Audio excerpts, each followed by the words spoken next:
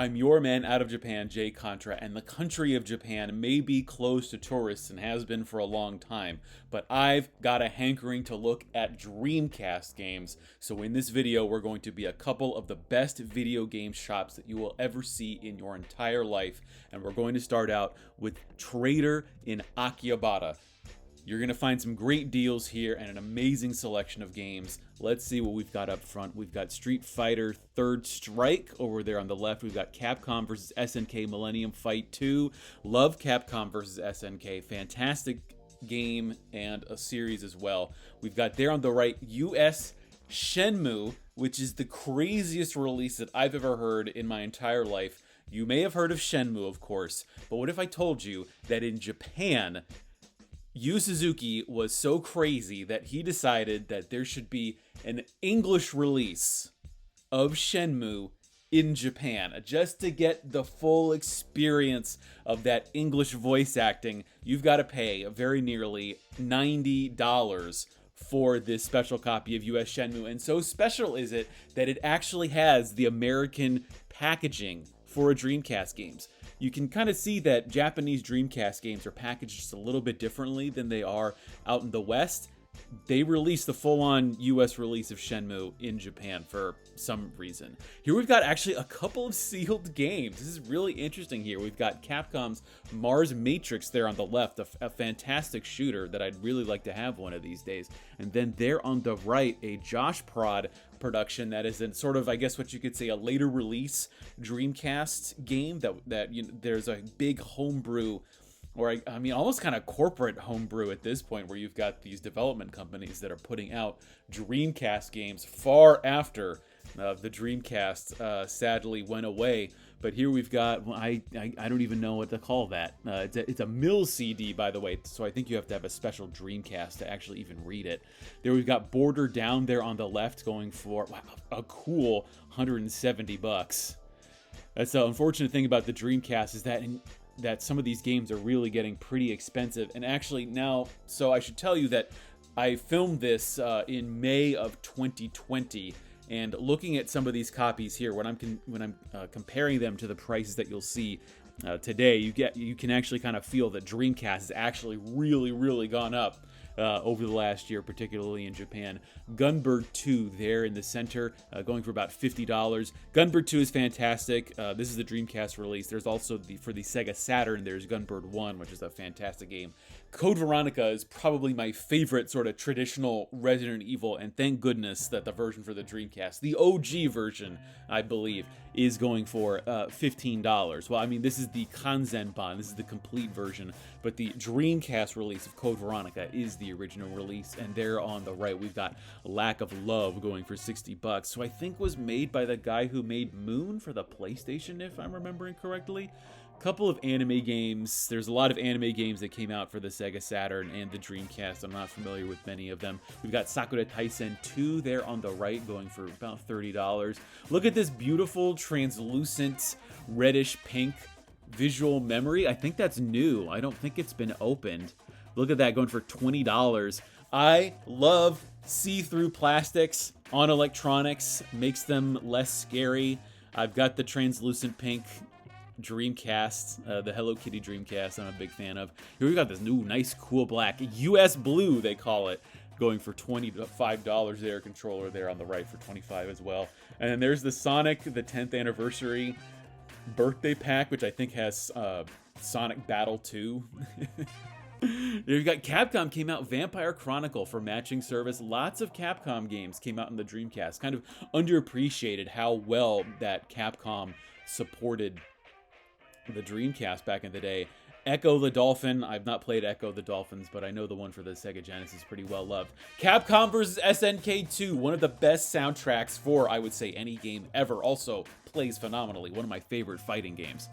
There we've got Capcom vs. SNK Millennium Fight 2000 Pro. I'm not sure about the differences between all of these different fighting games, but I think with any Capcom versus SNK that you end up picking up, you're gonna have a fun time. I can guarantee you that. And especially although Capcom versus SNK 2, I think that's my jam. And look at this copy of Gunspike. Gunspike is a wild game, and actually I think Gunspike's probably like doubled in price over the past year. It's pretty insane what's happened to these games. But Gunspike is a really fun sort of like weird arcade shooter that Saikyo put out, the makers of Gunbird and I'm trying to think, Arrow Fighters. Guilty Gear X, that's a sealed copy of Guilty Gear, folks. And King of Fighters, I'm not the biggest fan of King of Fighters. I will go much more with Capcom versus SNK than I will King of Fighters, but I do know that there are some great characters that are a part of this series.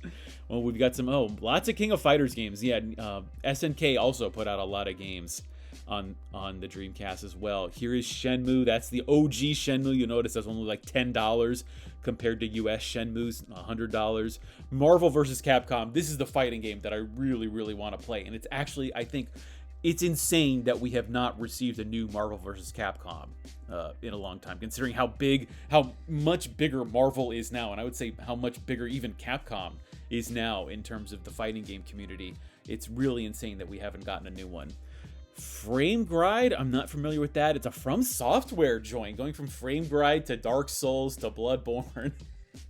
What a ride for them. Is this a Berserk game? I'm pretty sure. But it does not have the stickers. Apparently, there's a lot of Japanese games that came out with stickers back in the day. Unfortunately, it does not have the sticker sheet that came with it.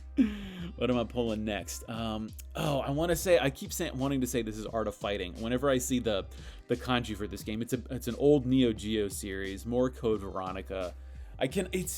I'm not a big fan of the modern Resident Evils, but I'm a huge, oh my god. And then you see $50 for Resident Evil 3. No, just go with the PlayStation version. I mean, that's the value plus. That's like $15 for Resident Evil 2. The GameCube versions of Resident Evil are expensive both in Japan and the United States. But you can obviously go with the PlayStation versions for much cheaper.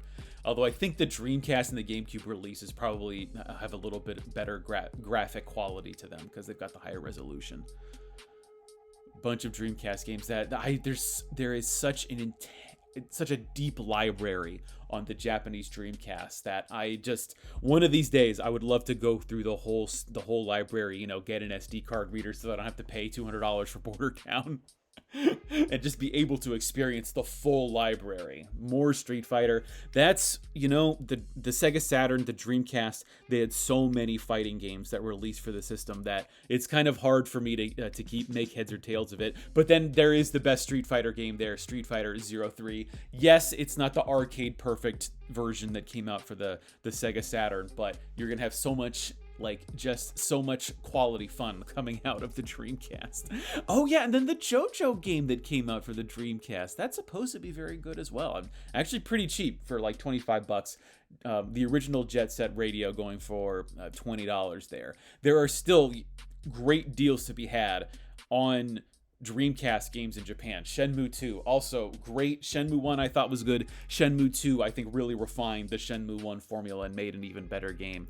But in America, you kind of get discouraged from collecting Dreamcast games simply because all of them are really expensive. But in Japan, I mean, look at that. Gigawing 2 for $40. Like, come on.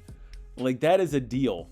Here we've got Cyverior 2. Cyverior, I think, not a shooting game that doesn't get talked about all that much. But you got Cyverior Delta that came out for the Switch in the last couple of years. House of the Dead 2, I was actually just at a movie theater and I saw that they still had a House of the Dead 2 arcade system there. Oh, look at that. A sealed copy of Shikigami no Shiro 2. That's going for $120. You can still buy a lot of sealed games, a lot of sealed Dreamcast games in Japan for relatively cheap compared to probably what they are in the United States. Original Res going for, what is that, $55 now? I think it's still 110 yen to the dollar. Last Hope, wow. It's like, what, $35 for Last Hope? That's pretty good. Another late release shooting game on the Dreamcast. Virtual On. I think Virtual On came out for the Sega Saturn, if I'm remembering correctly, but I'm probably not. Someone in the comments is going to have to correct me on that one. So got way more games here. What was this? Twinkle Star Sprites going for 80. One of those. The thing about Dreamcast games is in Japan, the good Dreamcast games in Japan tend to be anywhere from $50 to $100, but you don't have that many Dreamcast games go for over $100. But like Sega Gaga, that's $50. There's a few shooters, and then there are the 2K3 sports games that get into like the $200 or $300 range. But what is this? Another anime game. Strange. You don't usually see anime games go for that much. That was going for $75. Not very familiar with it. But let's go from Trader to the next store. If you thought Trader had some deals on Dreamcast games, we are now at the Surugaya shop in the middle of Akihabara, and we're pulling out, was that Sugar Hearts Exelica. I remember when you could buy this new on Amazon back in the early 2010s. It's going here for $55. I haven't played it yet, but I'd love to. I don't know what I don't know what that is. The sticker's covering the name. It looks cool though. I think that's one of those games you'd almost buy for the cover alone. And $50, I'm sure it's fine. Oh, and there's the wide box Sega Gaga going for $65. That's actually a little bit more expensive than I would have expected. But Surugaya's got some great deals. We've got, the El Dorado Gate, the Capcom series. They put out like 7 or 8 of those games on the Dreamcast. We've got Desperia there as well on Atlas joint. What else have we got here? Gigawing. Oh, wow, that's a little bit more pricier. Or is that the original Gigawing? There's Sonic Adventure 2. That's going for $30. What a deal. $30 on that. Much cheaper than the 10th anniversary birthday edition. Another Capcom game. What is it? Moero. We've got here. Oh, yes. Another copy of Sakura Taisen. That's going for $30. But didn't like a Sakura Taisen game just recently come out? Oh, yes. And Space Channel 5 Part 2, the original release. Oh, I wish I had bought this. And for $55, that's pretty good. That's pretty good. Record of the Lodos War going for $40. There's a bunch of like record games out there, like Record of the Agarest War, that they've got their cult followings. I'm just not familiar with those games. Oh, do I see? I wonder if I'll pull out Lack of Love. I can see it there, right behind here. We've got Rayman. Oh, and there's another Moedo game. A bunch of Rayman games. Has Rayman had a new game come out recently? I don't think so. I'm hoping they don't abandon Rayman, but that remains to be seen. Bomber, hehe. I don't know what that is. Heavy metal. Again, there are just so many games and so many quality games. Like, I'd say probably the Dreamcast, because it wasn't around for so long, I would say the Dreamcast probably has, like, pound for pound, one of the best libraries of any system, just because you had so many good games come out for it in, the 2 or 3 years that it actually released.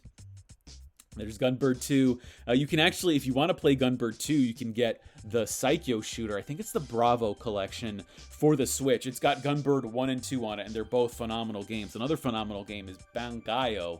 That is the best version is for the Dreamcast. It also came out for the N64, but it is extremely expensive, and I don't recommend it because there's a lot of frame drops on it. Get the Dreamcast version of Bangayo if you want to play it, and I recommend that you do. Oh, there's Illbleed. Yeah, I believe that's like a survival horror game for the Dreamcast that we don't talk about these days, but people like it. There's Vampire Chronicle again. I think there was like a vampire series that came out for the for the Dreamcast. But the Dreamcast, because the Dreamcast was an arcade system, it may as well have been the Capcom system. Like here we've got another El Dorado Gate. This is Volume 5. There's another Lack of Love going for $60. Oh, I should have picked that up. There's a bunch of Dreamcast games that I regret not picking it up, but hopefully one of these days I'll be able to go back and get these guys. And Surugaya also has a really great online store. I put a video out of this on my channel about my ordering experience through them. You can get a lot of these games online for the price that you see in the store. So that's another option. You'll pay a lot for shipping, but hey, heck, it's a lot better to pay a little bit extra in terms of shipping and save money on these Japanese versions of Dreamcast games rather than paying eBay prices or buying the American copy that's going to be 3 or 4 times as expensive. But look at this, so many games here. There's Panzer Front. I love these Japanese Dreamcast covers to these games. Like, they just get so crazy. They don't, just the marketing is so different there. So you can see over there, we've got Sega Saturn games. I thought I was going to be satisfied with the Dreamcast, but no, I'm going to save this for another video. Let's look at Sega Saturn later. This, I want it to be an exclusively Sega Dreamcast video just because I've been jonesing for some Dreamcast recently, and I wanted to look at some old footage.